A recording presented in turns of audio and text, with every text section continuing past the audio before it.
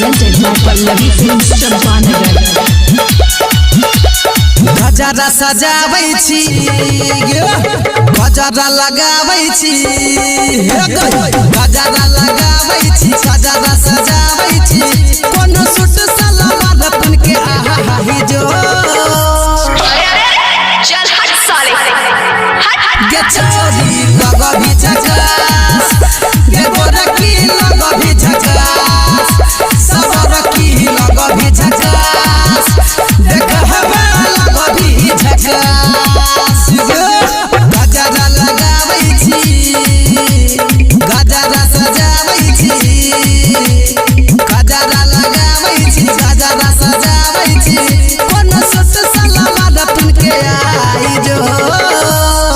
अरे चाचा इहा दाल नाही गली गे छोरी लगा भी झकास गे गोरकी लगा भी झकास सबर की लगा भी झकास देख हवा लगा भी झकास Presented by Pallavi Films Champanagar. गे छोरी लगा भी झकास गे छोरी लगा भी झकास होठवा में होठ लाली लगा के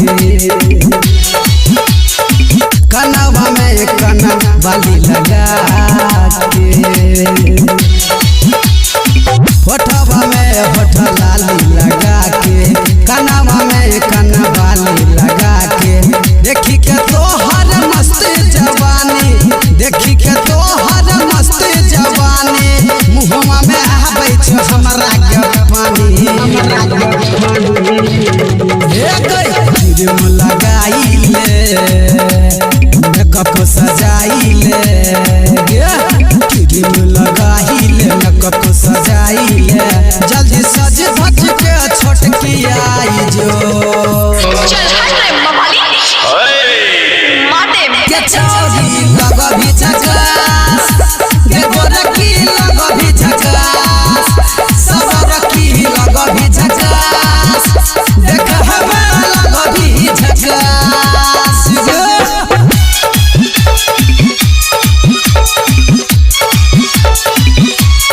Presented by Pallavi Films Champanagar.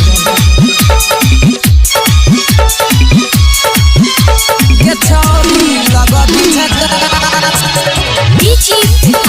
गे छोरी लगा भी झकास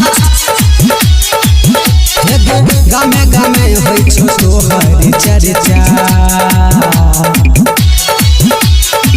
काहे कराबै छी छोरवा के खर्चा गामे गामे होइ छो तोहर चर्चा काहे कराबै छी छोरवा के खर्चा कहे छो बिक्री मल्हा सुन ले गौर से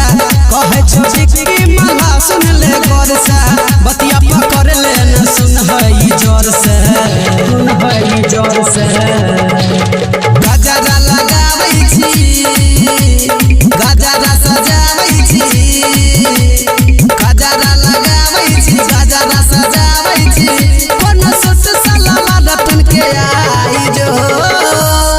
सुनी लगे या भिंगा I just hate you गे छोरी लगा भी झकास गे गोरकी लगा भी झकास सबर की लगा भी झकास